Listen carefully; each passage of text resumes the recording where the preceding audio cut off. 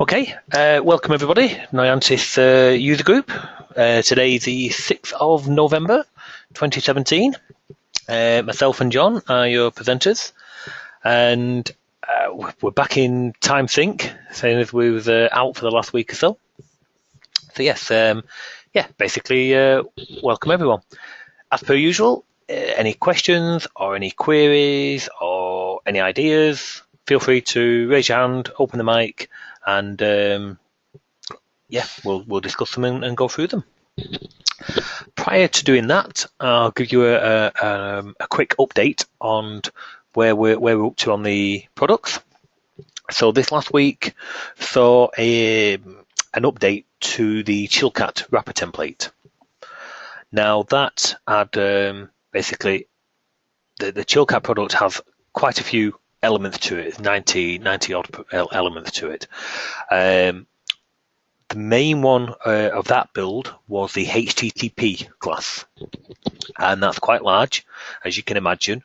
Quite a lot of things to cover. Just if we bring it into play here, won't be a second, just like. Oh, there you go. Okay.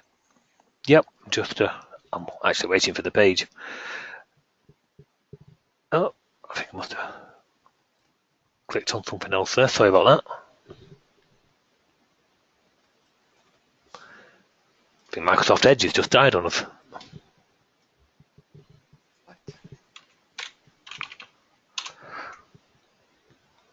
Okay. So we digress. So basically, the HTTP class is now fully populated. So the plan is for each one of those classes, as you can see, is quite a few, to be fully populated from a methods point of view. They're what we call the base classes, and then on top of that we build the helper classes, the task classes. So we're going through them slowly but surely. So this release, which was just updated, which was the build that was just released, version 1.01, included the HTTP class with basically all the methods that you can see here. And the example app hasn't been updated yet, but it will do to include some of the more pertinent ones. Some of the Google service accounts that we can see here. Normal get, put, post, usual HTTP commands that would all be pretty au fait with, to be fair, but it'll cover those. And basically the Amazon buckets, which I've got to open the mic for David here because I know he's online.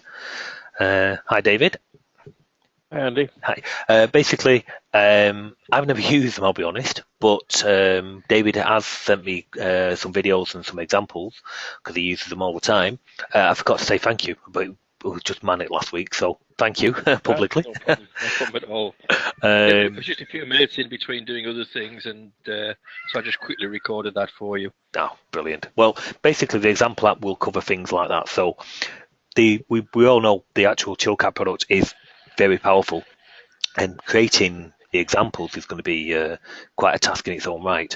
But if we do them in the same, the idea of each one of the products.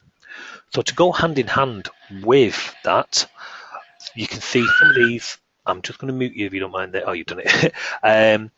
To go with the HTTP class, Chilcat also provide two helper classes, basically a request and a response. So you could build a request in this class and then pass it to one of the methods within the actual core HTTP class as just one parameter, and it's all primed up. So basically you build it in one class, one element, if you will. You pass it as a parameter to one of their methods, and it will return you the response in another item in another class, and that would be this response. So basically the update included HTTP, the HTTP request, and the HTTP response. So that was quite an update in its own right. One other thing we did to help, if you will, and we've just changed some applications here to use this, was the REST product. Now that part of the class we already have covered, I think the majority of the methods are covered here. If not, they definitely will be. And one of the commands I use quite often in there is basically the full request string builder. That's one method we can see here. We just open this up. And the reason I digress and tell you about this is a little enhancement we've just done, which hopefully will help others as well. So we do this full request string builder there. That takes a parameter of a string builder class, and it returns you the response in a string builder class as well, which was very good. I use it all the time. I might build some XML, or I might build some JSON content, put it in using their classes, of course. Let's stick with the JSON. I've just been doing an interface into EasyPost, and basically I build up the queries and so on in JSON, in their JSON class. I then use the JSON class to emit it into a string builder class and use it as one of the parameters in this, which is great. Now, our class, our templates would allow you to define each one of these, which is great, except you can see here there's two string builders needed, one for the request and one for the response. So what we just quickly did, and I'll just open it in here to show.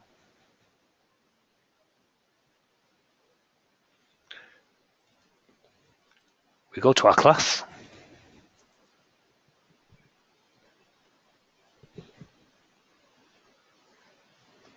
This is where we can define them. So I've got them all turned on here, and we go across, and we'll probably come across to the REST. So I'm going to use the REST class. That's great, and I'm definitely going to need a string builder, and we would tick that and just get one class.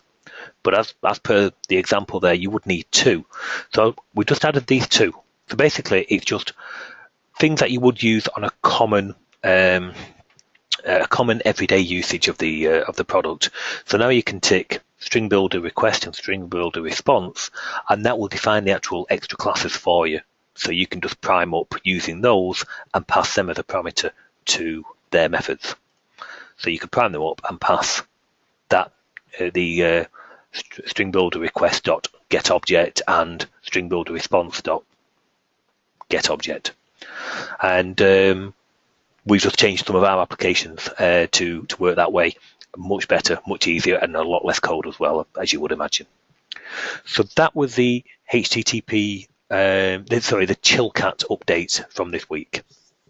Now, Bill, I did say to you, I'll just open Bill's mic if he's around. Bill, are you here? Yeah, I'm here. Very good. I did promise you the FTP, and it is in progress, but unfortunately it's not ready, because FTP, when I've used it in the past, it's pretty simple, and they are. And don't worry, it will be simple to use. Take that as read, so to speak. But Chilcat, as I say, is very, very powerful. And I came to theirs, and if we take a look down the left here, just for the methods, and there's a hell of a lot more than I expected. Oh, wow. Yeah, as you can see, they like to give you permutations of of all different scenarios you might be faced with. So just say get file there. You can get file normal or asynchronous. Then you can pass it get file binary data and asynchronous, a file name within asynchronous, the string builder within asynchronous, put it to a stream, and then say asynchronous. So they do give you lots of different permutations just to get a file. I mean, we're talking probably 10 there, and same with directories and so on and so forth. So very powerful, but yeah, it's just caught me off guard a little. So that's coming in this week's update. So you will have a demo next week. Oh, that's fun. And so on. And it is, the classes, we're not, I'll tell you where we're up to. I think we're up to about the C's or the D's. so they're taking shape. Yeah, no, I was just kind of looking at something that I knew that I use commonly, and would see that way I could see how your implementation of it would be, and then that would make it better for me to make a decision on whether to purchase the product and use it instead of what I'm currently using. Yeah, well, I mean, the approach is, as I say, there's 90 odd base classes, what I consider base objects. I think there's 96 actually, and we're in the process of covering them one for one. So, like the HTTP this week, that's there. Sure. So all the methods that you can see here, you've got the direct class. So if I might even have it open here. No, I haven't. That's some more other stuff. But basically, you've got those methods, and it takes on the same prototype and everything. So you have the base class, but then for certain other elements, which might require a combination. So you might need get a connection, get a directory listing, and then maybe get a file, and so on. That's where we use the task class to go sit on top of that. So to make it a lot easier for you. So basically there will be a combination of the two. The base comes first, obviously, because the things are built up on that, and then the task class to make it a lot easier for you. So we've got the Google task class already. So that does require you to open the socket, load a PFX file, read a JSON file, so do various different elements to pass the authentication. But as far as the task class is concerned, you just call one method called connect, and that takes the parameters and does all the calls for you. And the FTP will go the same way as well. So if I see something where I think that's too many steps, we'll put a task helper on it to make it easier for you. Yeah, no, that sounds good. Yeah, well, it just it makes it easier for everybody. So nobody wants to do loads of steps. If it's simple things like get a property or set a property, we can all do that, and I'll leave them just in the base class as you would expect. But like I say, the Google one's a good example. You have to do something like 5 or 6 or maybe 7 different steps to be able to get the authentication for a service account, whereas we've got it where we just have it as one method and you pass it the parameters. So it makes it so much easier underneath the surface. Oh, sure. That sounds good. So apologies for this week. It's caught me off guard a little. So, but we'll be there next week.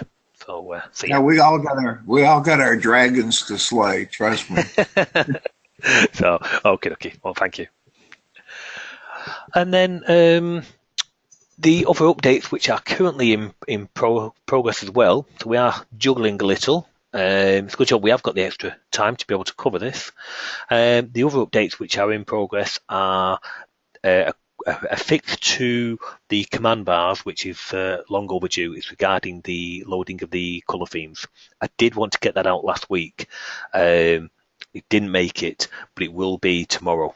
So there will be an update to command bar tomorrow. There's a couple of elements I want to address on it. One is there's actually an upgrade in process of it to do what you call a backstage view. That won't go in tomorrow's build because it's not quite finished, but I will get the fix out for the color theme loading, which we unfortunately broke in a recent release. So yes, but you can expect that tomorrow. It'll be close of day, obviously, but it will be there. And then we did. If anyone can remember John's little challenge from last week regarding the report control, and it was John, if you can remind me. It was if you were on a report control and then you called up another clearing procedure, and then when you came back from that procedure, it would not have focused on the report control. That's right, and we did it, but we probably spent quite a bit of time on it. Actually, it was towards the end. It was probably for people watching a boring user group webinar, unfortunately. But I said I would look at it, and the usual thing happened. Took a couple of minutes, stepped back from it after the webinar, and I mean literally a couple of minutes, went back to it and found the thing that I wanted, and within, I think I'd emailed John 10 minutes, 15 minutes after the webinar closed, we'd fixed it. So that is in the next build. So that's been corrected, and is in the next build. And the other thing which I'm just in the process of putting on is for the data binding to make it Oracle Express compatible. Well, not necessarily Express, but that's going in this one, so make it Oracle compatible as well. So we've got that installed, 11G, and we're just in the process of building the connection strings. So the data binding of report control will also be Oracle compatible as well this week. I don't know if many of you use Oracle at all. Any show of hands? No. seem to be quiet, so no. Okay, so that's the updates. Now, obviously questions, as always, if people have got questions, feel free to bring them up. Now, I know Kevin has joined us and he's got some questions on the calendar. So without further ado, we'll open the mic and we'll go on, we'll get the questions covered. Hi, Kevin, can you hear us?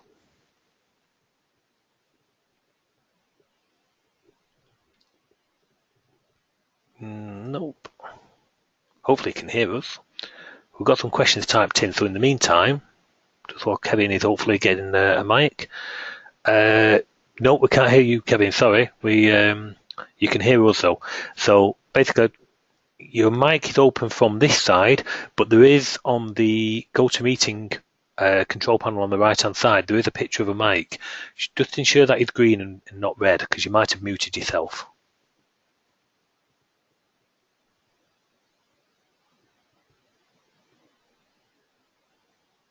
No, it's green. Okay, then the other thing I would say is if your microphone is green, obviously make sure it's not muted within Windows, but also maybe do a quick audio test in the GoToMeeting web software itself, because you should have two settings. One to say how your speakers are configured, and like headset or desktop speakers, and one for the same for the microphone. So just check that the microphone is selected as the device. So. Can you hear me now? Oh, yes, we've got you. Brilliant. Okay. The wrong speaker was checked. Microphone was checked. The reason I say, give that advice then is you're not alone. I've done that before many times. Okay, so do you want to read the questions? And put the idea forward. My clients are absolutely ecstatic with the new calendar features that I finally added to the app. Thank you. Oh.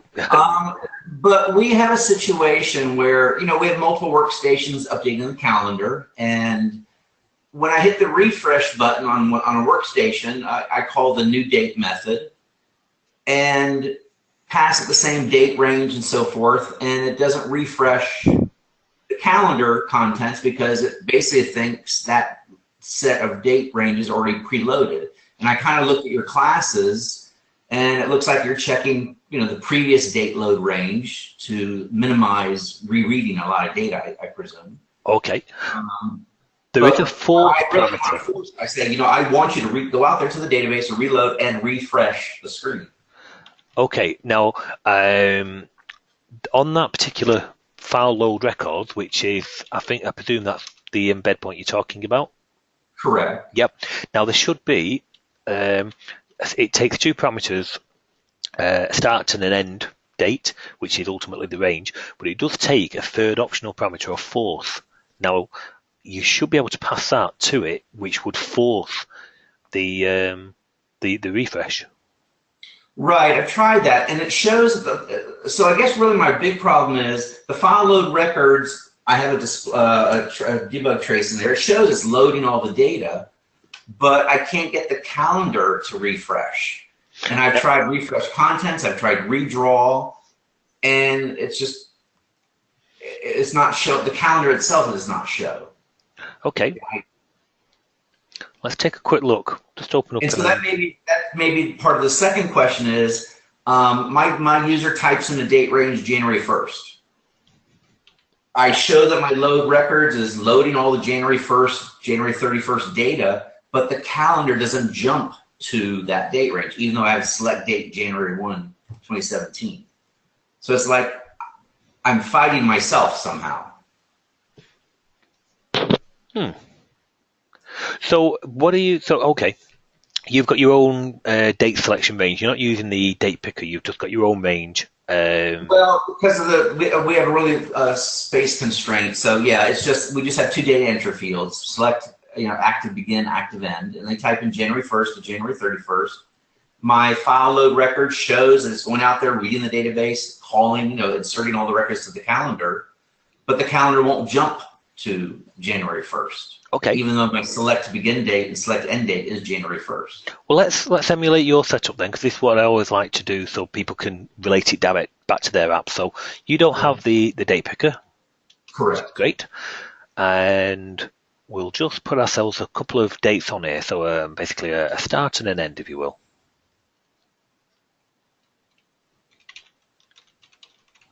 Appreciate it. Okay, so we'll have a start date.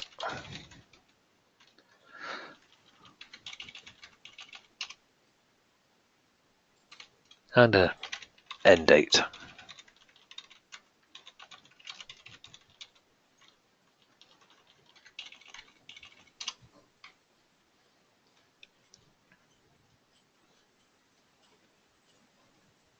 So very, very crude, but they'll do for now.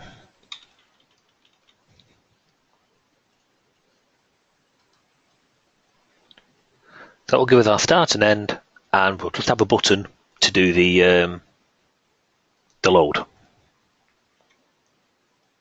I take it you're some kind of refresh, like you say, and so on. Basically, yes.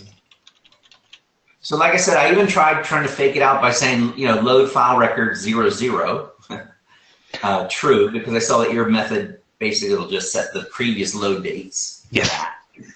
And then I followed it by file load records of begin and end date, true.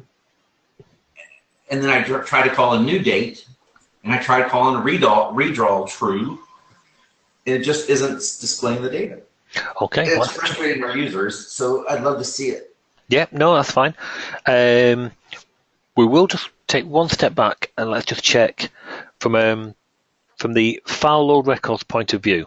So basically, this when required will basically will trigger. Now you have got others as well. Well, let's just cover this one first though. So we've got load records. This will delete everything in there. Yeah, I have a delete all. Yes, I have that delete all. That's correct. Then it will process, basically ensuring that jumping at the start date, going to the end date. I have exactly the same thing with a trace that shows, yep, I'm doing all the inserts. Insert event group. Yep. Group, brilliant. Oh, because that's the most efficient way, so that's good. We pass it a false because we don't want it to refresh at that moment in time. Correct. But then afterwards we do a manual populate and redraw. Basically, I did a populate true and redraw true. Yep. Yep. Okay. True. Let's just check. Populate true. I'm sure there's no problem on that, by the way, but we'll just quickly check. And I think that's just false. Yes, it is. So we can see here that it's false equals to true.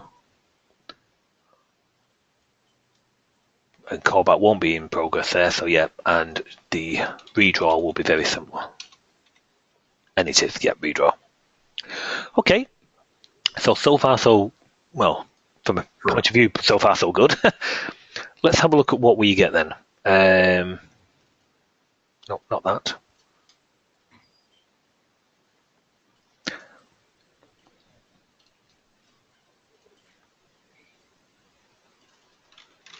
So we'll refresh the calendar.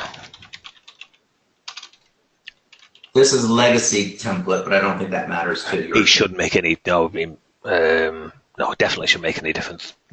You're not calling the class like this. So do you call refresh content or do you call file load records? Well, I've tried it different ways. I tried my latest, file load records is what I ended up trying to call.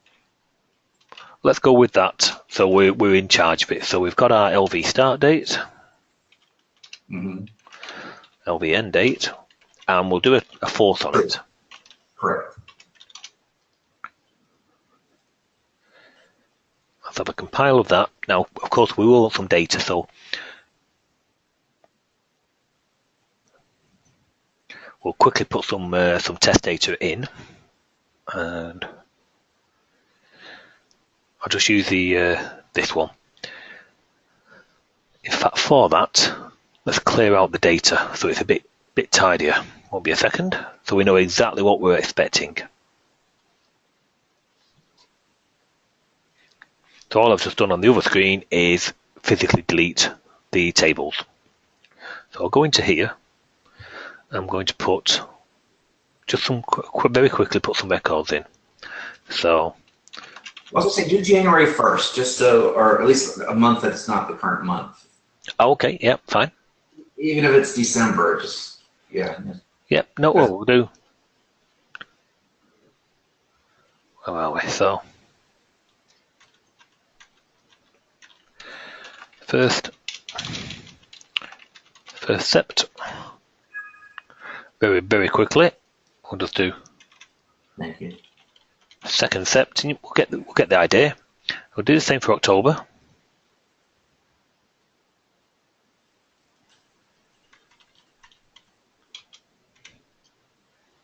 Cancel that. First October.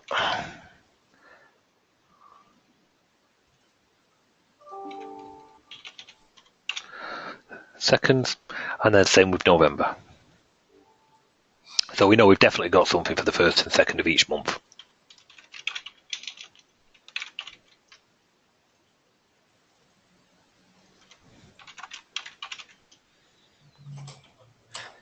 Okay, so we open our calendar here, and we're on the 6th to the 10th of November. We should have a look at basically our calendar to say what its loading is.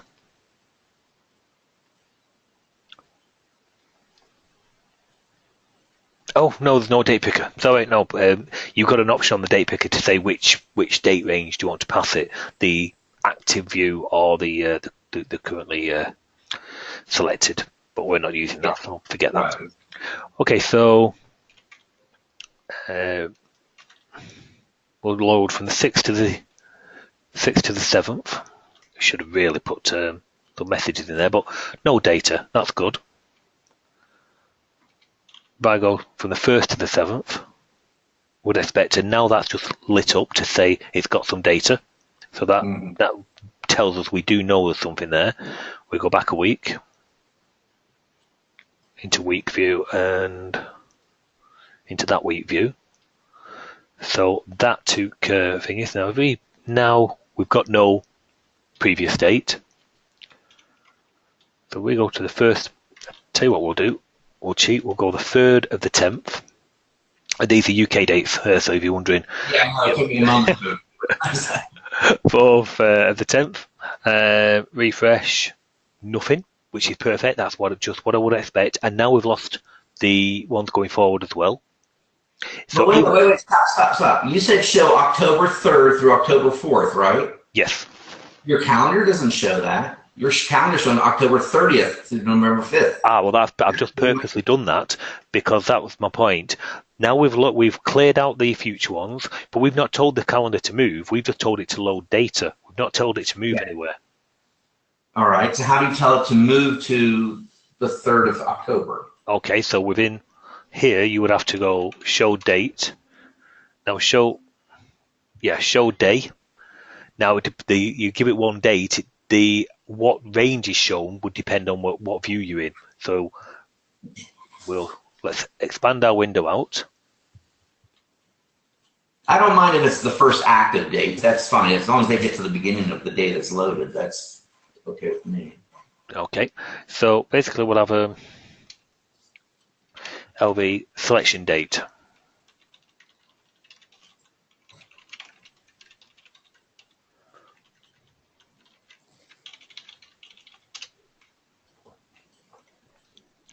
So let's put that on here.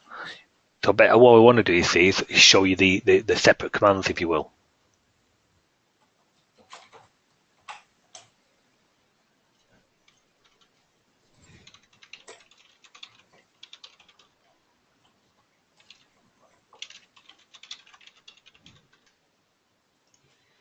So on this we would want to select the date. We'll do calendar pro.showday. Okay. Pass it the date that we want it to show. Now that might show a range of dates, but it depends on what view mode the calendar's in. Correct. Actually, if I remember rightly, the show date does. That's not the one I was thinking it was actually.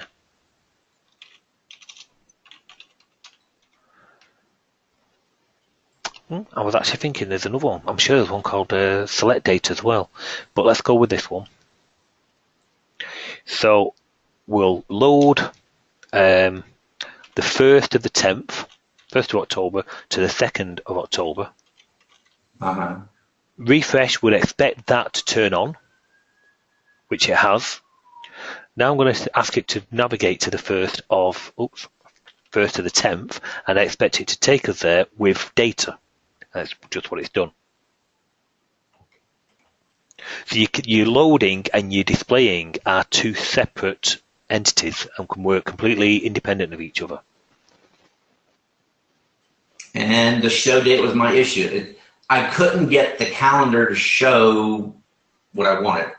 Right. I looked everywhere for show date or something. I just So sorry about that, but yes, basically the reason that was, like I say, that they are separate, and the best example is looking at these controls here. So exactly. But that was the point. I mean, we would see the toolbars on the left and right showing there was data, but it wasn't going to the month. Even though I was calling new date with a select begin and end date. So I was expecting the calendar to then select the date. Oh, that is in the date. Got you. You were calling the method new date. Correct. So I say new date, select January 1st with an active date of January 1st to January 31st. And I was expecting the calendar refresh. It loaded the data for January, but it didn't select the date. It select date. Yeah, and the thing there is the new date is basically it's a post action. So us here doing the 1st to the 10th, we press that. We're going to call show day. That's going to show the date, but that will actually then trigger a new basically a change on the calendar, which would then trigger new date to actually the embed point to fire. So you wouldn't really have to call that yourself. You want really to call the methods which would navigate the calendar, be it direct methods like show day or date picker being attached to it, which would trigger new date, those types of things. So the new date itself is more of a post action rather than you calling it. Right. Well, yeah. See, I was trying to control the amount of data being loaded. And that's good. That's nice and efficient. Yeah. Yeah, I was trying to, because we don't want to load a whole year's worth of data when we're really 99% of the time only interested in a 30-day block at any time. Yep. So I was trying to call new date with just the range of dates I needed. So if just doing a file load records followed by a show date and a redraw usually would be enough. Well, I mean, you get away with basically just a standard show date, because if we come out and go back into this, now we've got nothing loaded. Yeah. If I say go to the 1st of the 10th, that is still loaded our records through us, and that's because, as I said a minute ago, we've called show day. That's showed the day. It's recognised that the range what's currently on show. So just to do that again, the range that are currently on show is the 6th to the 10th of November in the file load record. So from its own buffer, it knows it's got that loaded. We're now going to say show me 1st to the 10th. We press that. It's taken us to the day. The calendar's new date is then triggered. New date does some work behind the scenes to say what is the current range. Now it's gone from November to October, so the range has changed, which will call your file load records automatically. So you don't have to call it. All you've just got to do is emulate the moving of the calendar. Okay. Then if I want to always ensure that we are redoing a file load records, because like I said, we have other workstations, adding appointments and so forth. Yeah, you should get away with just a straightforward refresh contents. Refresh contents. With a true. See, but previous load state 30. Okay. Okay, so that's probably more efficient then. That's because what I was trying to do is saying clean your buffers out and start all over, but refresh contents will do that. Yeah, basically. Now, so here it knows it's currently got 1st of October to the 1st of October. Refresh contents with a true will say, okay, go and do a file load records for the 1st to the 1st, because it's got the previous ones shown, which that's fine. It's not going to do it, but because the 4th gets forced through, then it will go and do it because the force is said, do it regardless. And that's a refresh. And then if you've got the overview attached, I don't know if you have that, then that would also go and repaint itself. Oh, lovely. That's okay. So right. Oh, good. So my main problem issue really was the show day, but now I see in relation to the others, I might be able to optimize it a little bit more. I was trying to, like I said, I was just hitting it with a hammer because it wasn't moving the damn display. And last but not least on that, what we could do there is to force it to be in week mode. So we could actually say, okay, on our example, I don't know which mode you particularly you want to show in. We're mostly month and week, but yeah. Okay, so in this, prior to the show day, we could do Calendar Pro. Is it set view type? Set view type, and it would be XTP. No, it wouldn't be that. Can never remember what it is, and there's so many equations. Just give me 1 second. Let's just open that, and we're looking for week. Calendar, nope. Working week view, that's the one. Yeah. So I would pass it that. So we're going to manually force it into the working week mode. Mm-hmm. And then show the day. Okay. That was the main thing. That's what's been catching us. And I've had, they have to just manually scroll backwards and forwards trying to force the refresh. So basically what I'm expecting this now is to force itself into this mode for the first. Oh, why didn't it? Because the select dates uses. It should take the last one. So if I was to do that now, I'll have to try and prove me wrong. That's typical. Okay.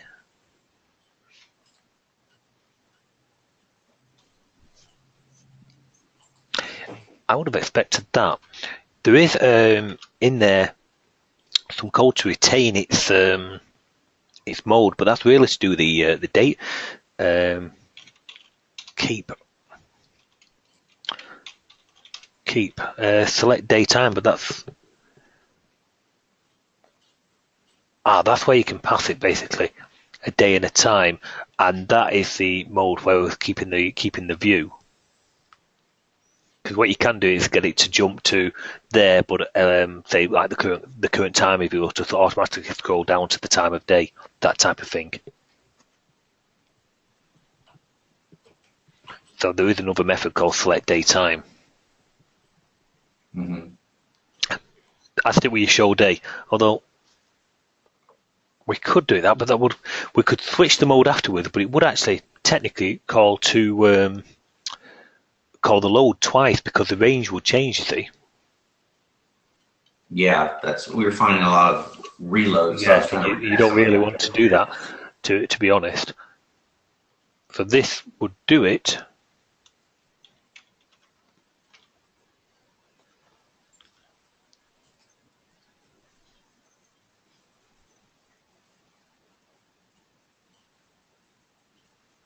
Oh, I passed working week. Sorry, I should have passed it full week.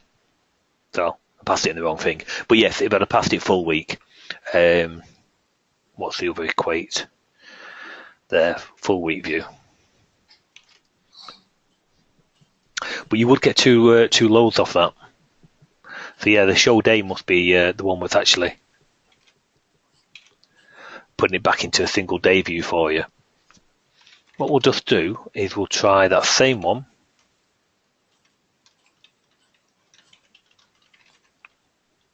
So you're going to have to watch this. If you did the set view type, then you could potentially change the date range of your current selection. So you're in November, you could be on a day. Changing that type there would potentially cause a reload, and then you're going to navigate away from it, so you would be better doing it afterwards anyway. Do you know what I mean? You could be in November, you switch the range, which would potentially load greater data for November, then you're going to go and navigate away to a different date anyway.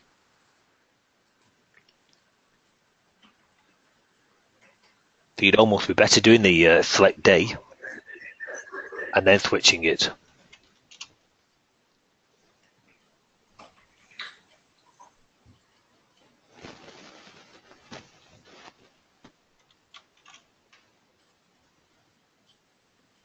Well, the show day seems to be solve my problem.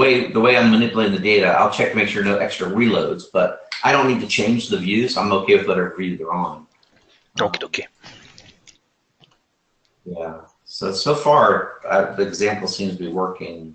That I'm trying to in my live application. I changed the code, and it seems to be letting me jump anywhere I want. Good. See, I knew there was a solution. So, and is there, now, was there just one question, or say, how do we, oh, you've got the new data, that was your second question. Obviously, I know you had a question on email regarding this, so if we went to there, we could see the 25th, and could we have it say... I'm just sorry that does, but the user's like, well, I said the day's right there in front of them. They go, yeah, but it's so small, I never see the day of the week, you know?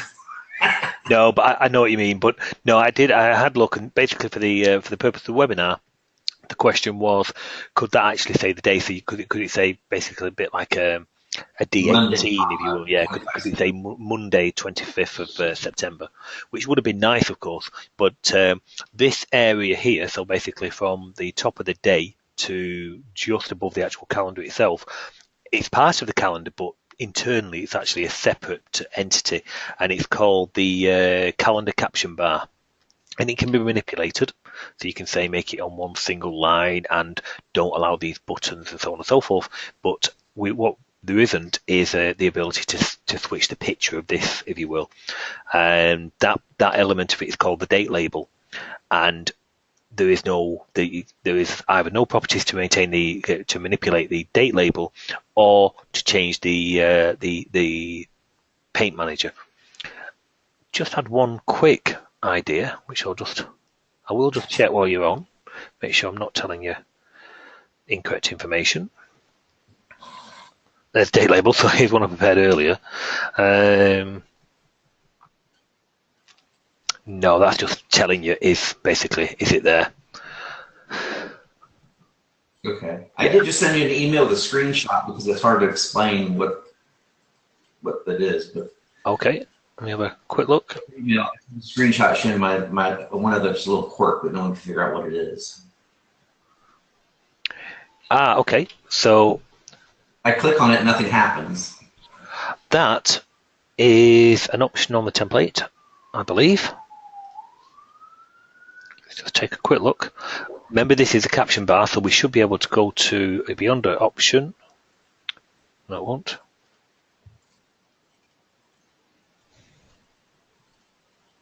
Appearance, caption bar. Okay. Display expand buttons. What is it though? It doesn't do anything. No, it doesn't. Basically, it's for something for you to put under your own control. So it's what you want to happen. So that will trigger an event, and then you would go, okay, and maybe have a pop-up menu, or shrink the calendar and show something else at the top, and that kind of thing. But basically, it's a user-defined button, but only singular. You can't add your own buttons to that caption bar like a command bar, if you will. It's just a single command button on there, which is under your control. But what it does, whether it's displayed, is up to you.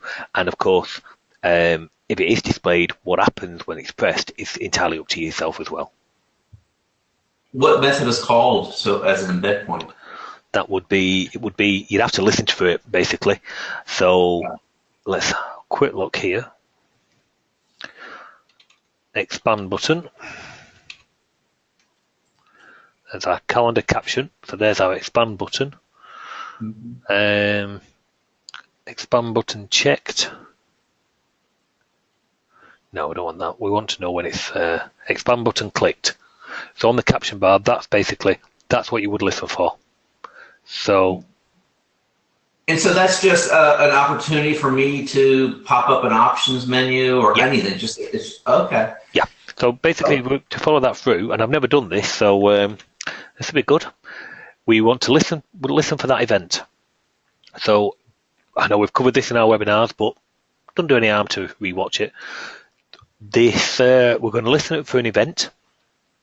So we're going to tell the template to listen for an event. Same in all of the products, of course, not just the calendar. This part. So we're going to listen for an event, and we're going to listen for expand button click, which is as per the CodeJock help a second ago. And it occurs when the button is clicked. So we're going to listen for that. That's going to, when it's clicked, or when it occurs, I should say, that's going to trigger a new embed point called the event, because we just told it to listen to an event. It receives the name of the event, what's just been triggered. We'll do a case, just in case you're watching for multiple events, of course. So we'll have that there. And we'll put a message up saying, okay, that's kind of cool. You press me.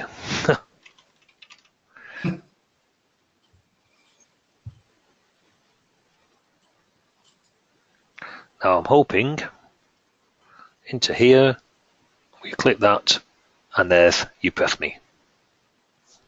Okay, that could be interesting.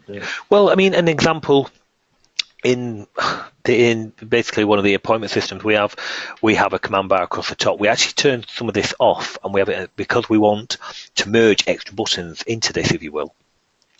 We turn off the caption bar, and we have our own command bar. So we merge all these functions onto a command bar.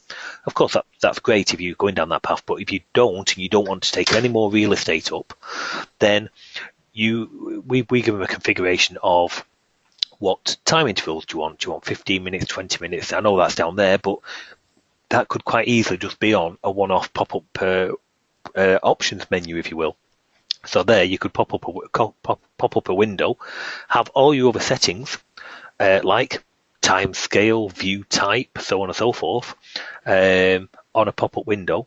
And of course, when you come back from that, so you close that window, when you could come back, you could get it to action the calendar. Or if you really wanted to take it to the nth degree, the window that you open, you could pass it a parameter of the actual calendar class itself. And then in there, that could actually call the calendar methods to manipulate the calendar. So you don't have to do any work when you get back. Yes. Okay, no, that's cool. I kept clicking on it, and I couldn't figure out what the heck. Yes.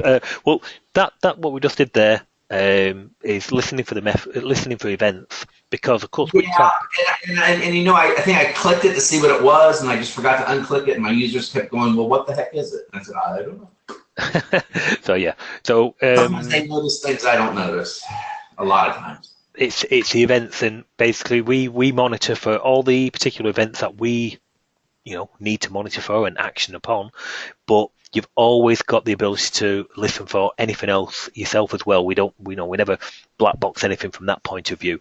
You can, anything is in the CodeJock help, you can get to either by get property or set property, these events, even down to keystrokes. You can listen to particular keystrokes, and it will fire an embed point called keystroke, telling you which keystroke you're monitoring for, which has just occurred, and the OCX direct value and direct command. And via that core technology, any future version of CodeJock is automatically covered for, because you've got the core elements immediately available to you now. And then, of course, we play catch up, and we wrap them in nice methods and give you the extra facilities and so on. But you're never reliant on waiting for us. You can always get to all the core stuff straight away. And just one last, just put on a wish list, if at all possible someday. It'd be nice to be able to export the calendar print as an image, so then I can incorporate it into our reports and things like that. I know you said that really wasn't an option, but keep your eye open in case that ever happens. Of course. We'll take a quick look at the calendar from the print point of view. You understand what I'm saying? Yeah. You're talking about the. Let's come out with that example, and there should be one with print options. So let's say something like this. You want to grab that, if you will.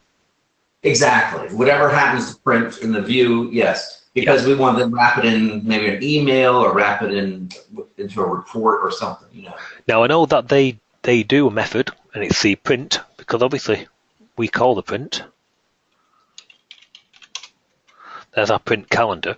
Internally, that actually calls a method called print calendar 2. Now, the obvious question would be, what happened to print calendar then, if you've got print calendar 2? And there is a print calendar. Print calendar 2, let's just have a look at the help of that. Do you want to show a dialog? So that's nice and friendly for our, for our users, so to speak. There is a print calendar, and I remember rightly, that takes a handle of basically a device. So I could progress that, as you say, on the wish list type point of view, maybe trying to put that into some kind of viewer. I'm not sure, I'll be honest, I'm not sure the Clarion image control would probably help us out there, because they're a bit limited in getting the handles of them and so on and so forth. I don't think that would help us. But if we had something like, I don't know, maybe ImageEX or something like that, or basically another third party, that might be able to do it that way, or via API calls, grab that content and put it directly to output it to a file, which would be what you're after. Output it straight to JPEG. Right. Okay. Yeah. Just as in the back of your mind, if it ever comes up, you go, oh, maybe now we can do that because they've changed their OCX or something. It'd be nice, but in reality, that'll be more. I'll be doing that. I'll be doing the API calls myself and giving you that functionality. A bit like when we said about the Chillcat earlier. They give you a hell of a lot, and that's great. But then you might have to fill in the missing gaps yourself. It's not a high priority, so don't worry about it. Well, we have been asked for it before as well, off a couple of other users. So it is an obvious thing that we can print and preview it, but we want it as part of our control and so on. One thing, obviously, not that print, but do you use the recurring? Actually, it doesn't really matter actually. But do you use recurring events in your solution? No, we were going to, but again, the way our users do it, we would really be overloading the exceptions file. Right. Okay. Well, the only reason I mentioned was what they do is they want reminders every week, but then they end up dragging and dropping and reassigning that particular week to different people and all that kind of stuff. Right. So we basically do it the hard way. When they put in a reminder for the next 2 weeks, then I actually insert 3 different event calendars, events. Okay. And then those are independent. They do relate back to, I have a pointer relating back to the original, but we never modify the original. Yeah. Okay. So it was just a choice we made because we would have a lot of exceptions. And I said, well, then let's not do it that way. Yeah, you've got to choose the best method and best vehicle for your requirements. That just, that makes sense. No, the reason I mentioned was if you was basically going to do a report and just do the events yourself. So basically, right, well, I'll just read the events and I'll put them into a report myself when you not utilize the calendar. You could do that by reading, from your TPS or SQL or whatever, but not if they were recurring, because you'd need to know the recurring patterns and any exceptions, as you say, and so on. But I was just going to remind you, you have got a method called find events, where you prime up you pass it a queue, and it will prime up the queue with all the records within a particular range. So you can say find events from the 1st to the 10th, but the events do have to be loaded into the calendar, of course. But you can say find the events from the 1st to the 10th and put them in this queue for me.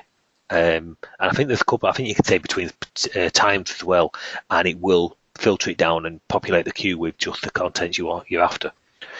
But you don't necessarily need that if you also had one event, one record. But if there were recurring events, you would need it, because one event would potentially create n number of events forevermore. Right. Do you, real quick, just on the schedules, the multiple staff scheduling? Yep. Do you have the ability to say, okay, this person cannot work from 1 p.m. to 2 p.m. on these days, and show it as a grayed out area, even though you can still schedule it, but you want to show? Just going to say, I'd need permission. No, do you know what? I'm going to do this as an example anyway, because the examples you're talking about there are just real life. That's just how people work. So, yes, we do that. You're thing you would really want is you've got your multiple schedules. So we could say read from table. So you've got their AW and so on. So yep, they're great. But Andy might not start till 11 on that day, and so on. So what you'd want there is a combination. How we did it was the custom colours. So the cell colours. So we can see here, right, so there's staff. So staff 2, I could say, right, staff 3, and we read it from a table to say, right, their work rota is Mondays 11 till 5, Tuesdays 9 till 5, and so on and so forth. So when we read any, dead time, so to speak, or later times, we would colour it. So we could say there, let's put that as pinky red for staff 3. Repeat days Monday, Tuesday, Wednesday, Thursday. No, I'll tell you what we'll say. Okay. Monday, Wednesday, Friday, and 9 till 11. So basically, it's as though you're saying that they don't work that. So now, when they look at the calendar for those days, the Monday. Oh, that'll do. Because I don't need to know that it's not November 1st, November 2nd. We make them put an event that they're on holiday or whatever. That's different. Ah, no, we never did that because it's still clickable. Because if you had an event there on holiday, you'd be clicking just to the side to be able to override it, if you will. Exactly. But you can still override this now at a calendar event, right? That's just warning you that they may not be available during that time. Yeah, so that we utilise that for, because it was a dental system, practice management system, we utilised it for basically working rota. So we tied in this colour, this basically non-working time, we tied it into their non-working hours as well. So if they didn't start till 11 that day, this would continue straight through. So they got used to one colour for non-working hours, and then for maybe the first, it's quite usual for practices for reserve time in the morning for emergency walk-ins. So people have got dental problems and they come in first thing for an emergency appointment. You don't want to necessarily block it out, because if nobody walks in, you don't want your chairs empty for half an hour or 1 hour. So you just colour it to say, we'd prefer to keep these for emergency, but if you need to book into it. It's not the end of the world. That type of thing. The custom cell colors, I'll look at that. I didn't quite understand the use of it, but it is what I want. Because they say, look, this guy never works on Wednesday, so can you block him out on the calendar or show that it's red? Perfect. So, sorry, it won't be a second. Somebody else is just asking for the link to the webinar, and of course I've just sent it to yourself. So I will just quickly send that link to them. Will be a second. Yeah, I didn't see where to sign up on things. I just clicked on your link. So, I'll go back and look. I just didn't look after you told me. So yeah, basically that's the custom links the custom colours the vehicle that we use to basically show working hours, non-working hours, reserve time, that type of thing, but still allow the calendar to be clickable in that, and then it was up to us to action it on the double clicking as whether we wanted to book something. So if they'd reserve some time for emergency, we'd still let them book and we'd just give them a warning. But if they reserve some time of staff training, then we wouldn't let them book into that, because it would be a case of, no, that's your staff training, you can't book an appointment for that.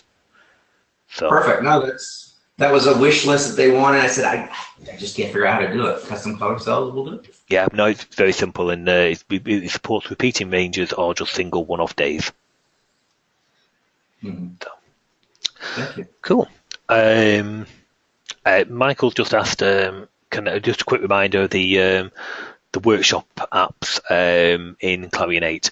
Yes, Michael, I will take a look. In fact, a quick reminder now. We did the workshops over in Orlando, and the training workshops, and of course, Michael attended that. That was very good. He attended online, but the examples that were sent out were in Clarion 10. So we will look at if anyone knows of a quick way of converting from 10 back to 8, feel free to email me. But yes, basically we will have a look at converting them backwards, so you can open them in Clarion 8. So, okay, any other questions today? No, thank you so much. No problem. Glad we got some things covered for you.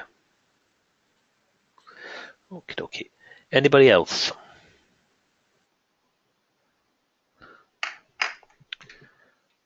No, John, you haven't even got a challenge? That's not like you. Of course I do. Oh. Of course I do.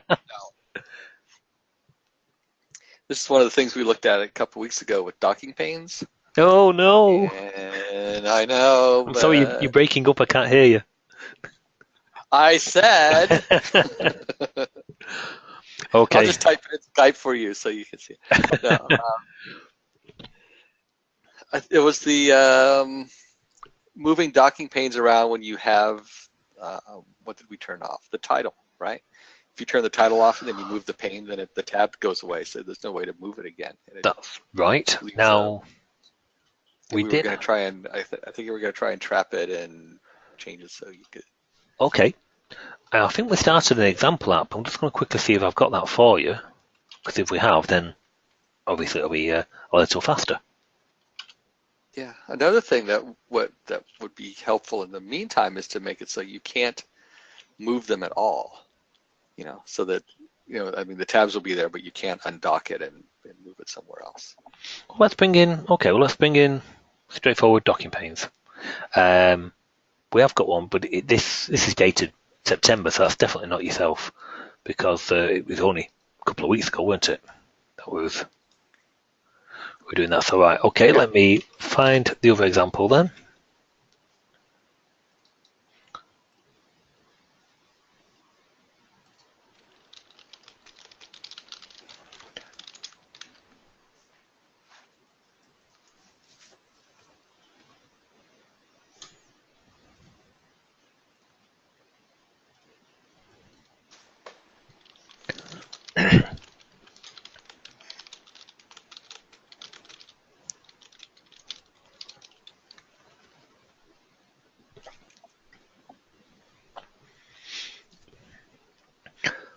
Okay, just want to choose any particular any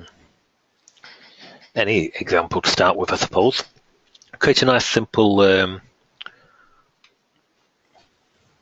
example. You're not bothered about the content, are we? We can still use this. Is that okay? Right. Yeah, that's fine. Now, what we'll do is we'll attach those two together. Oh no, you want it, so basically the first challenge was, and we did this, was you wanted to have that show as if they was attached to each other.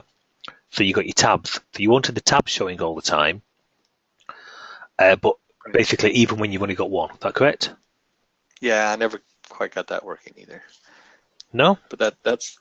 Oh, no. hang on, yeah, you didn't, but it did on mine, which was a bit...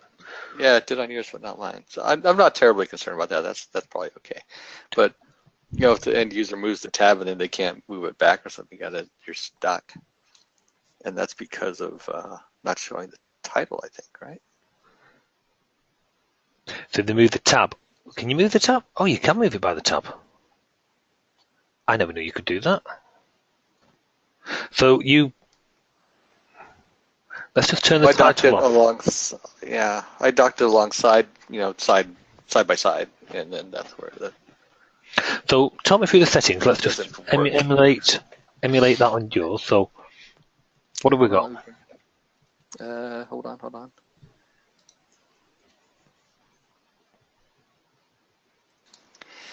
Okay.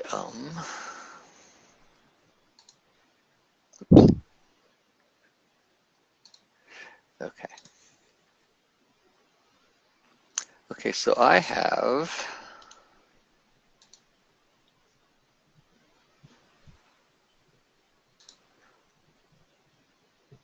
Okay, I've got 5 panes. I don't think it matters. Okay. We want to look at just the 3 are the ones that I'm concerned with. So the first pane, under options, I think everything is visible and opened, and Yep. pane and contacts enabled and docked. So that's standard on all of them. And then the options are pane cannot be closed is on, pane cannot be hidden is on, and pane does not have a title is on. Okay, and then the first one, it is attached to a pane actually. So that's attached. The first one would not be attached to a pane, yeah. Nope, But that's out. the second one would. We're going to go Yeah, with the pane visual. Okay, so what's the other one? Pane list, weren't it? So okay, so same options to take it. Yeah. This is the second one, if you will. Right. So pane does not have a title. Options, then it's attached to a pane, right? Okie dokie.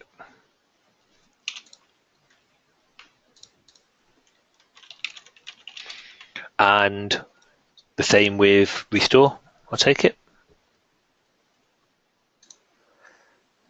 Yeah. Yep. Let's give that a go. Okay, so you should have 3 tabs, I guess, show up, right? yeah, we'll go to that. So something along the lines of that. Now did we turn the title off on the first one? Looks like we did, but I can't remember doing.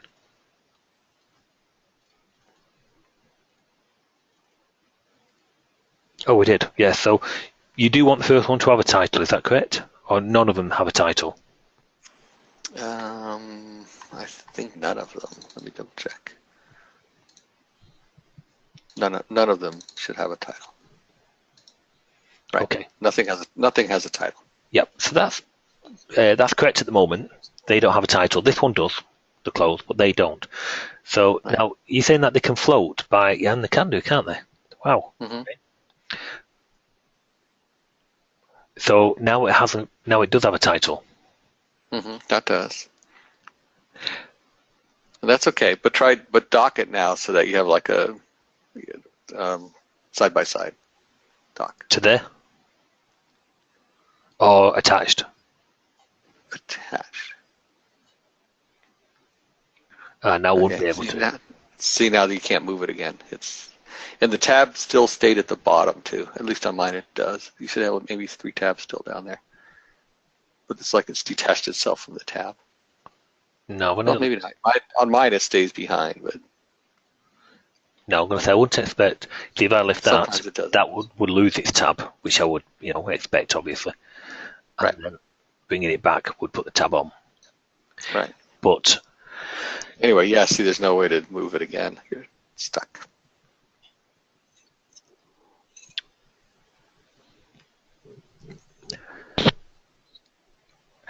now, okay, if it has a tab of its own, now we did turn that on, and I've got a note. Did I put it in the chat to yourself? I'll quickly see if we did. Was it show tabs? Yeah, where you would tell it to do it all the time. Yeah. Oh, I emailed you the that example, but okay. Well, basically, there was a property we found, and this is going to go into the next docking pane update actually. But we found a property. I think it was on one single pane.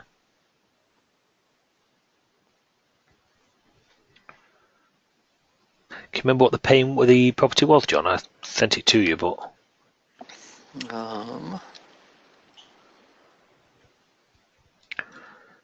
think it was under the paint manager, remember, Ali? It was a paint manager. Draw single tab. Okay, so just to demonstrate what this is, basically, if a pane isn't attached to another pane, then it doesn't get a tab. If it is, then the tab appears automatically. So the intention was on this, we won't want the tabs to appear all the time. So John's going to get rid of the title, but use the tabs as the title. Correct? Mm-hmm. So let's go to our init complete, which is a very good embed point for a catch-all when the control is done, fully initialized. Draw single tabs. We want self dot or docking pane. We can do it. Doesn't really matter. Docking pane dot set paint manager property, and basically I think it was set. Is it under the paint manager? Yes. So Yeah. Set paint manager property, and the property was draw a single tab. I'm going to pass it a true. So we'll have a quick look at the ramifications of that. And yeah, now our bottom one has got the tab. I think there's 112 tabs at the top. Do you have your tabs at the top or the bottom? Mine are at the top.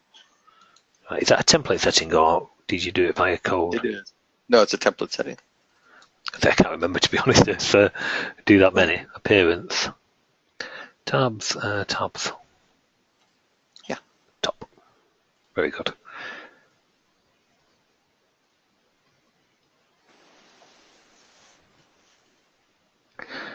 Okay. So that's great. Going back to your scenario there, I dock that. Now, can you still pick that up? Yeah, you still can pick it up by this tab, and the title comes on. So you've got that, but you're saying when it floats, you don't want that title. Correct? That's a little redundant there, I guess. Yeah, but you docked it, and then you still had the tab, so that was good. Because I didn't see that working in mine.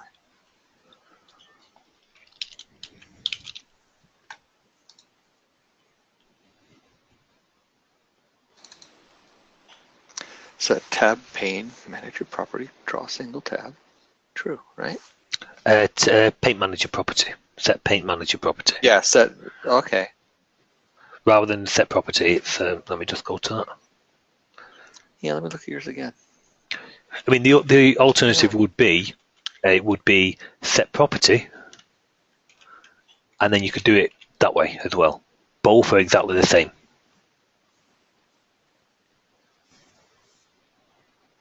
Okay. For some reason on mine it said set tab paint manager property, so maybe that was the difference.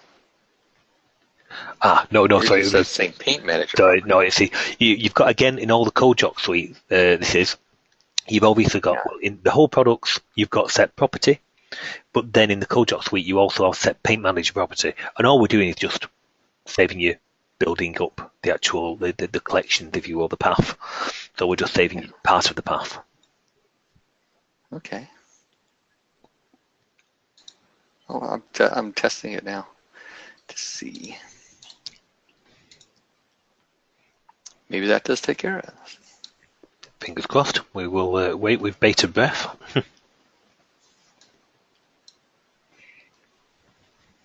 Huh. Okay, so it left the tab up. I'm going to send you a screenshot if you want to see what it does. Or do you just want to come to my screen? I was going to say, should we just make you presenter? Let's do that. Yeah. Okay. Let's do that, because coming your way. All right, hold on a second. Get some things out of the way here. Okay.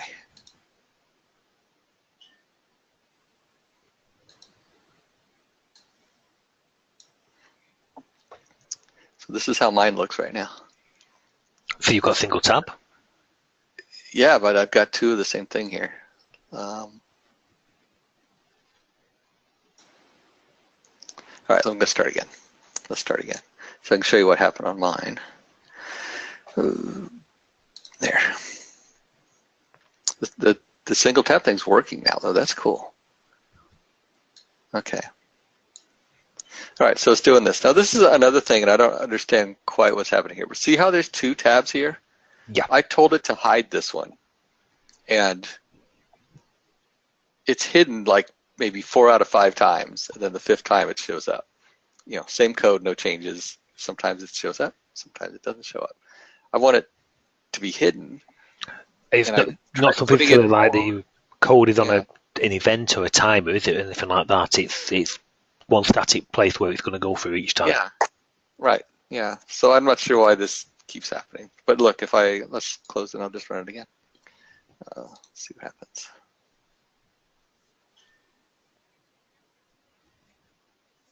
All right, see? So this time it worked. It was okay. This is the way I want it to look. It's open, yeah. But see, there's no extra tab here. It's hidden like it's supposed to be. If I run it again, it'll be okay. If I run it again, it'll be okay, and then it won't be okay. Is it defined to pane, or are you creating the pane on the fly? It's a defined pane. Okay. So it exists. Yeah. So anyway, that's a side thing. You're not creating any other panes with the same ID, so it's getting confused from that point of view. No. No. No. At this point, it's just using. When it first comes up, I'm not creating anything from scratch or anything like that. It's coming right out, all out of the template. Okay.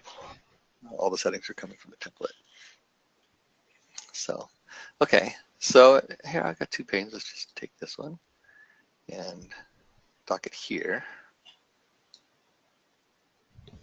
So that worked okay. That's good. Let's move it back.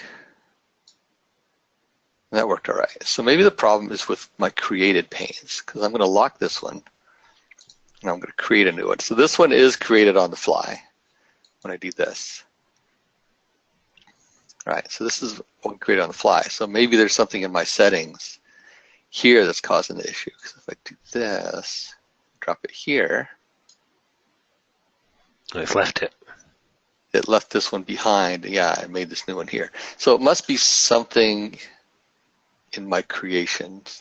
Have a look at I'll do a comparison. Yeah, the comparison of the generated and yeah, I'll do that. And I think there's a recalc layout as well. Is it? Yeah, I think it's called recalc layout, and that's basically if the end user does certain things like resizes, drags, floats, that type of thing, docks, then it knows that it's happened because the end users and the event's been triggered and so on. If you do things via code, then I think you can't see my screen, but I'll quickly look at it for you. And in the CodeJock help, it does tell you, I think it's called recalc layout. I will check for you.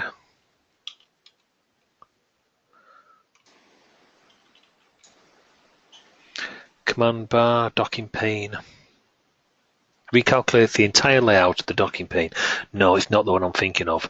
There is one where it basically, if you do any manual changes yourself via code, then you should really call that to basically it must do it itself automatically if it can detect itself what's happened. But if you're doing it manually, you need to call it at the end so it can basically mop up the process, so to speak. Okay. But it's not recalc layout. I thought it was something like that though. I've got some kind of resize issue too. See it put the just 1 second because I syntax editor in the wrong spot too. I'm in the where have you gone? Because I've just brought the finger up and I've lost you. There you go. You're there. Oh. Okay. I'm here. Anyway, yeah, see, it messed that up. I'm going to start from the beginning again. Well, we know that because basically on that screen, I think that's just a case of the resizer class not knowing dimensions of what's being used and what's not being used. Look, it came back. Is that weird or what? I don't know. Why like every other time? I don't get it. Are you saving and restoring? No, I'm not. Oh, because I was going to say that it might be that he's bringing it back via a restore. Okay, so I drug this out. It left this behind. Yeah, see, it left this. In this one, I didn't create any new ones at all, and it left it behind this time. Mm.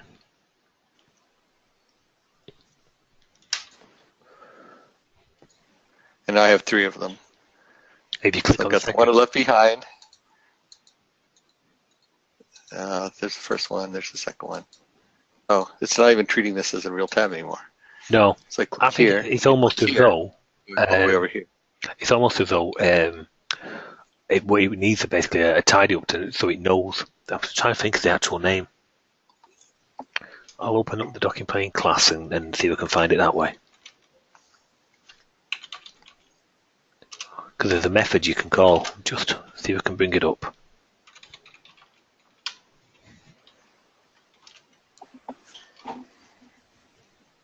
Fun with docking panes, I'll tell you.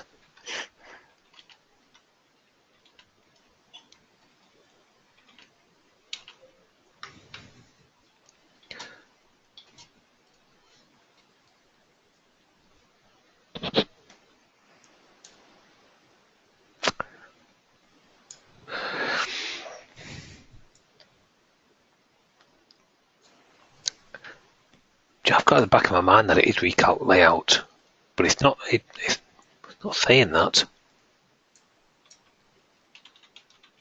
It did it on this other side too, where it left one behind. And these are just all template generated. There's no. In fact, right now I haven't created anything. It's all just what's coming off of the template.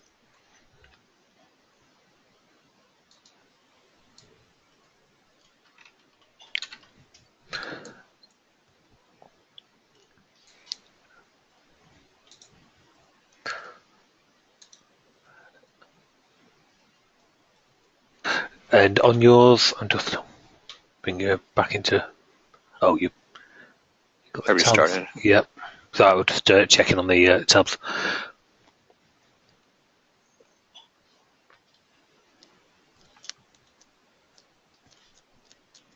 See, I'm trying it back here now. Basically on that example that I did before, and I'm doing quite a lot of moving around and so on and so forth. And of course, typical, I'm not getting any of what you're seeing there. And I'm floating and then bringing them back and so on and so forth. Let me show you how I'm set up. Because let's see. Let's go through the init complete, make sure we've got all the things. There's nothing, let's have a look at the embed points of the docking.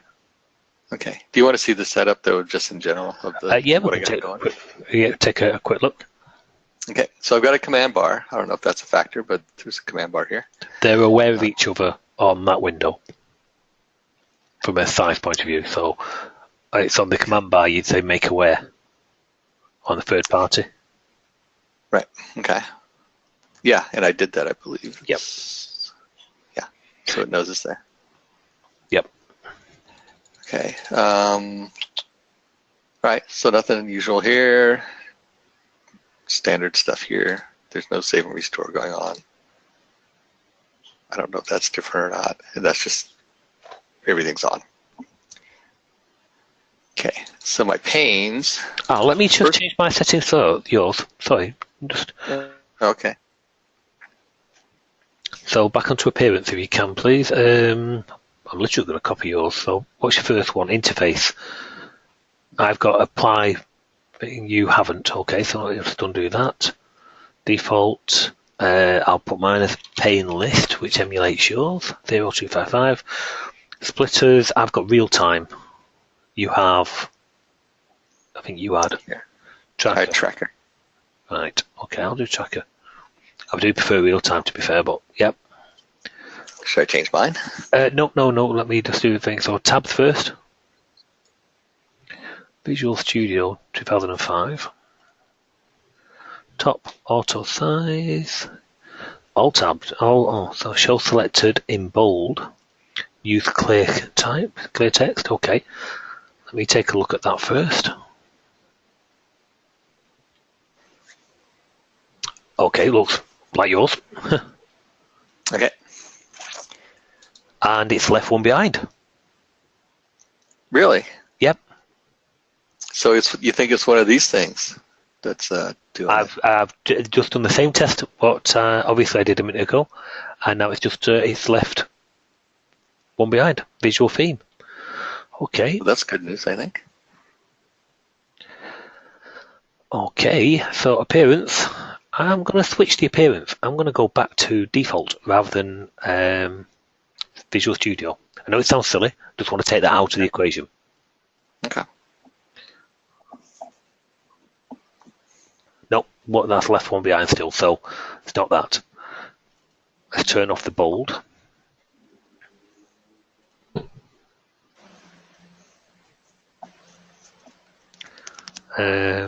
Clear text was one of the others. I'll do clear text first. I'll do one at a time, basically.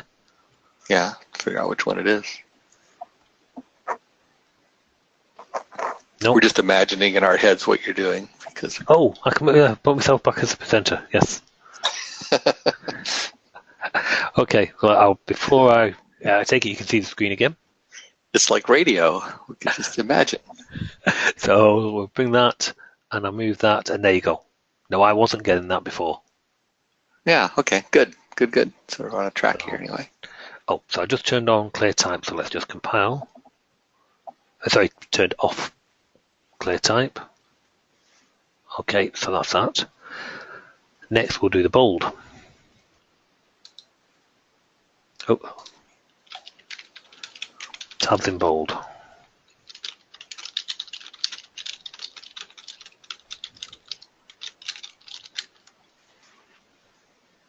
Nope, still there.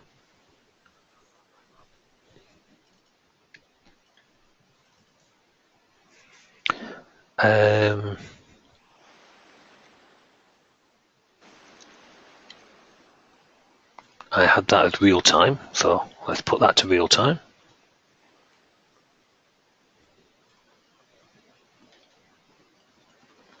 Nope, still there.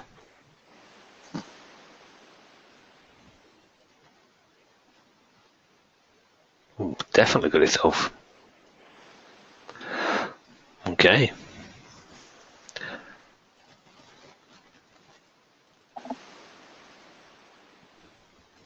I always think it's a good thing when you can duplicate my issue, because that's the first step. Basically, I'm putting it back as it was, if you will. Yeah. I think it's more or less back there now. I didn't have one specified in the default pane, but I really can't think that'd make any difference.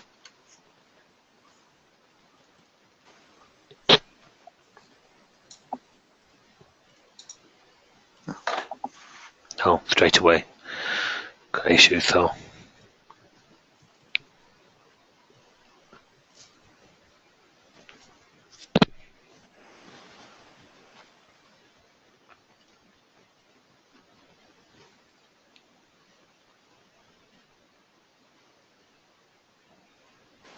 Looks like you're pretty much back, huh? Yeah, to be fair. Now I'm actually trying something different. No?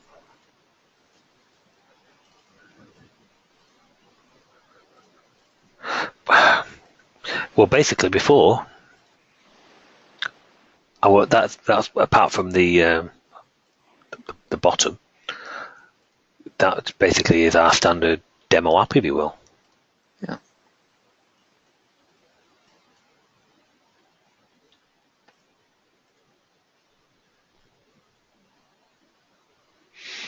Okay.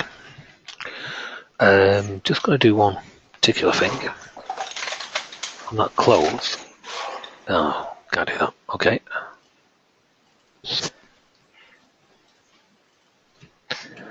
Not going to do that.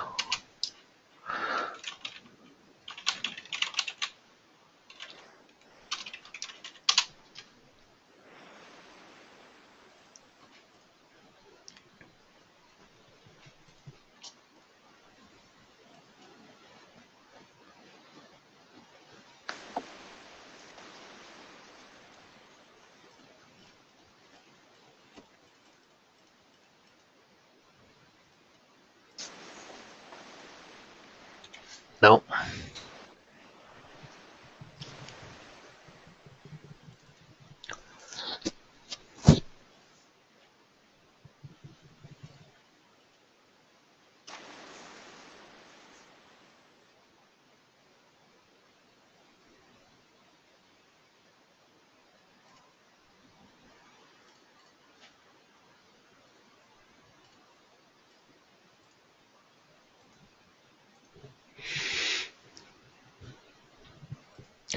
I think it's going to be definitely something like a debug session to see what's going on.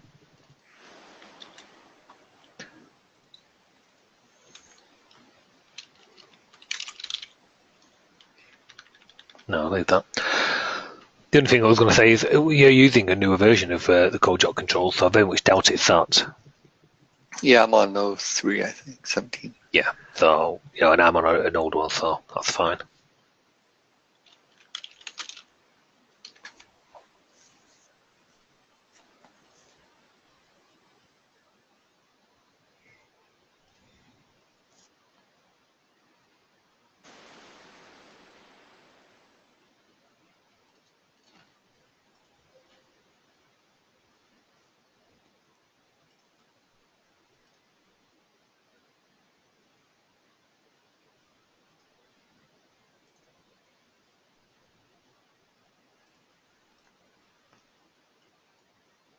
anything which is going to need to find that control. There's a command which it says basically it's not recalc, and I've just tried to redraw as well. I just search for a redraw, but there's one which says basically on the docking page you must call it. But that said, where the things we're doing are actually via the template itself. We're not, via the control itself.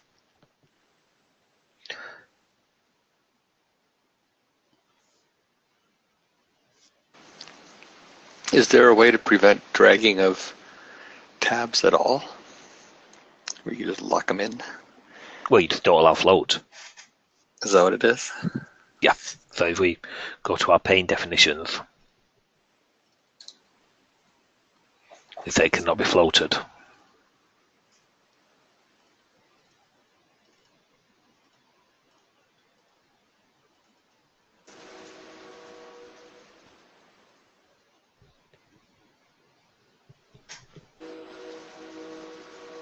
And now basically you wouldn't be able to, you can select it and you can reorganize, but what you can't do is go and float them. Okay. Well, I think I'll do that for now till we kind of figure this out. Yeah, there's definitely some kind of, no, it's not, I said this is all generated code. I bet if we look inside of that embedded code in here, there'll be next to nothing. Select a theme, these are all the button actions and so on. The only thing we've done is turn on that draw single tabs. You had the issue before that was turned on anyway, didn't you? Mm-hmm. Oh, just stop them from being floated.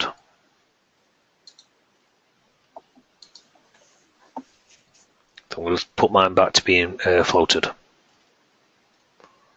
Oh yeah. I think I might have to open a ticket with Kojak on this one because it's going to, it's outside of what we're detecting and so on and so forth, so. Yeah, that's floated now. We shouldn't be doing anything. So it's like it's left an AI. That's what you're getting. You're getting a second one. Right. So with the turn off floating, that's okay. Or it doesn't float, but I can still move it in the docking. You can still rearrange. Yeah, so you can say like move that to there.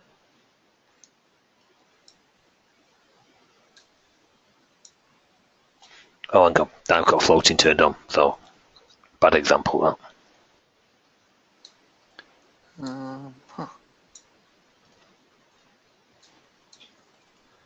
It seems to be working okay.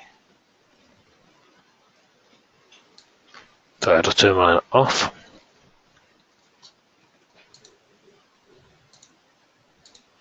Okay, so yeah, basically, so you should still be able to say, right, put that and put it down there for me. So now it's below. I've turned off the single tabs. You had the tabs on. So let me put some stuff back in again, but you get the idea. Huh, interesting.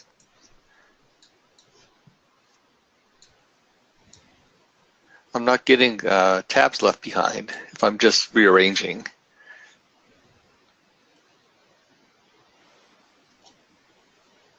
Yeah, it seems to be with the floating after they floated. That's where the issue's coming from. Yeah, it looked like that to me.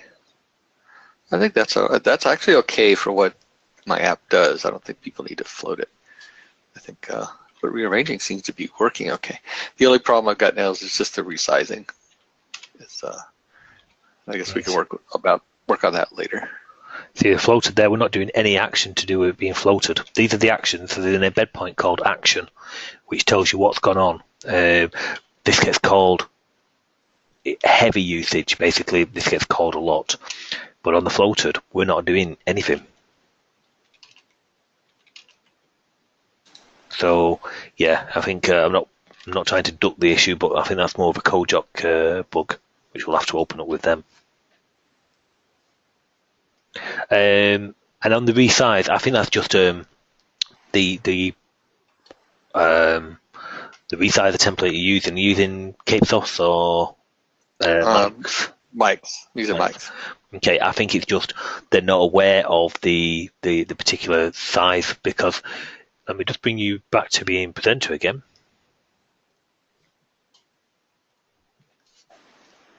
Okay. I wanted to show you something kind of cool anyway.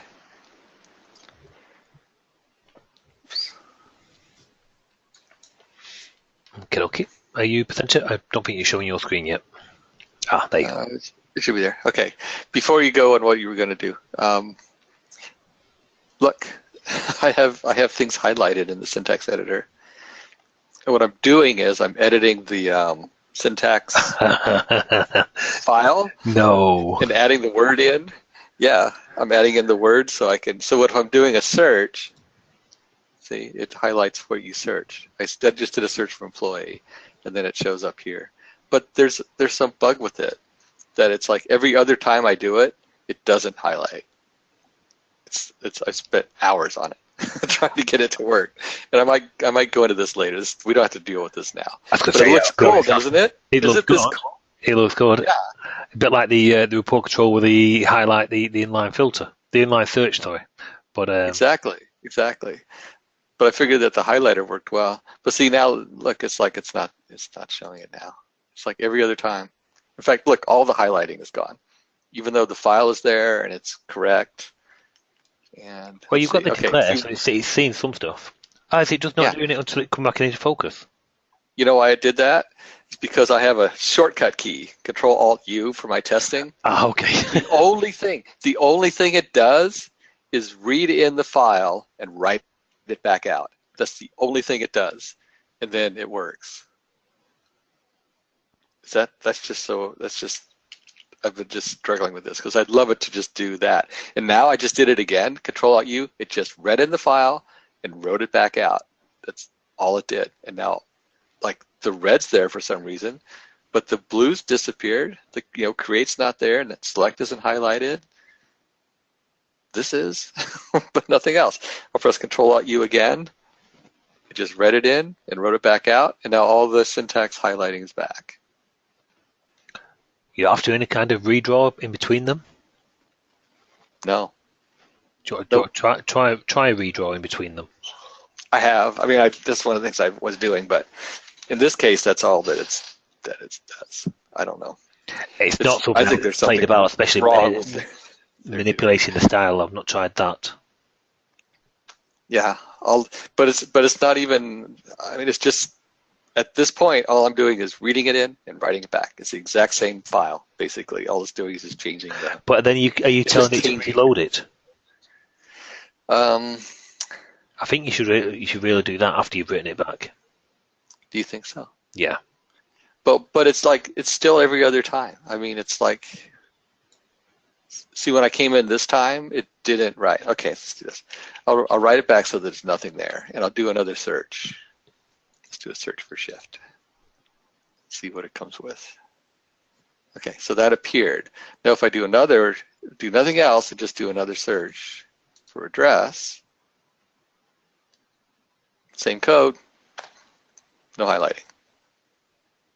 And if I do another one, type, comes, it's there. It's every other one. It's just every other write that I do to the drive is what it is. Every other time. It's like it's not refreshing itself. Yeah, I think it's something in there. It's like I tried the reload of the style though. I think I did. I did do that actually, as I recall. I did a reload of the style. I just find it just that's annoying because this looks really cool. I just did a search and I can see all where my search things are every other time. Just not every time. Double press search. I tried that too. I tried rewriting it like immediately after. No, I've tried the like I say reload of the actual style. I think it does within the template, not within what the template generates. I think it does. I'll check it. This was just something. See, this is it. That's all it's doing. Is loading the file and saving it. That's all it does, and then it shows back up or disappears. See, look at all these things that I've tried. Yeah. These are all the different codes that I've busy. tried. Yeah, I tried everything. Refresh colors. That seemed to be the call to make it do what it's supposed to do. I do redraw control. Oh, I could try that, I guess. Okay, I'll try that after we're done here. I mean, we don't have to fill this. We were going to look at something else. I just thought that was a It was point of just quickly interest, on the so I was just there. resizing, and I think it's Yes, resizing.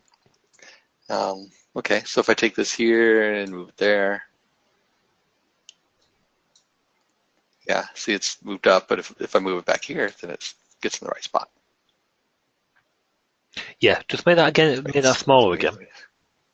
Yeah, now it's moved up. It's moved up to control, or the But just look. moves somewhere. Yeah, look behind that. Right. Okay. So just hang fire. Right. Okay. Back again. Right. So you think now- it's the command bars dropping down? Okay. Is what the reason? Well, basically, look. You've got the top. You've got the number one, and then you've got basically your syntax editor, and you've got the very top corner of the syntax editor. Correct. There's Right. nothing behind it, just grey space. The top right of the syntax editor, there's grey space. Mhm. Okay, now move the slider to the right. Yep, that'll do. No, a bit more. There. Okay, now the command bar, look at the behind it. You can see the command bar has dropped down another 2 rows. The command Yeah. bar is active behind it because the command bar will do that. It will take whatever vertical height it needs to be able to display what it needs. But from a design point of view, you'll position that the syntax editor in one particular place and the command bar at one particular height at one particular place, and the resizer template will be taking those into consideration. What the resizer doesn't know is that the command bar is now just dynamically grown. And if it did know that, of course, it would then know, oh, the command bar isn't 20 pixels high or 30 pixels high. Now it's 60 pixels high, and it would move the other control in accordance. So basically, the problem there is the resizer template doesn't know that the command bar has grown in height. It doesn't know its current dimensions. And that's Is there a way to tell it? Maybe we'll figure that out. you'd have to query the command bar for its current height, and then when you've got its current height, change the OLE container to be, but it will return the height in pixels, so you'll have to do prop pixels equals true. Change the OLE container to be that particular height in pixels, and then call your command bar your resize refresh. There must be some kind of refresh on there. Mike has got one. I can find it if you need it, and so is Capesoft. But basically, that's what you'd need to do. You need to query the command bar dimensions, the current dimensions, change the prop, the OLE's container size to match it, and then the resize will kick into life. Or you might have to manually call the resizer resize, so to speak. I can do that. And your code on the command bar will be along the lines of, I'll have a quick look for you to at least set you in the right dimension, the right thingy, the right steps. Right direction will be, let's just do an OCX sync.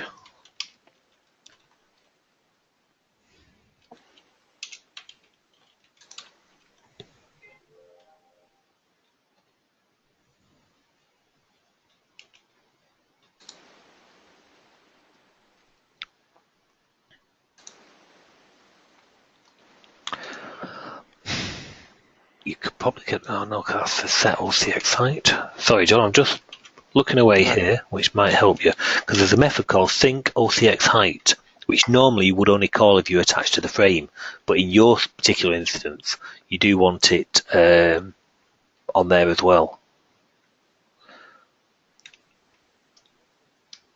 Okay. Oh no, that changes the actual, no, you don't want to call that. That changes the window.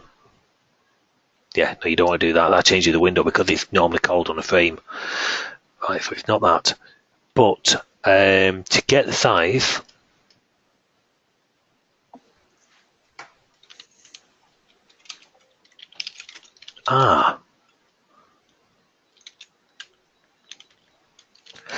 that'll do it for you, John.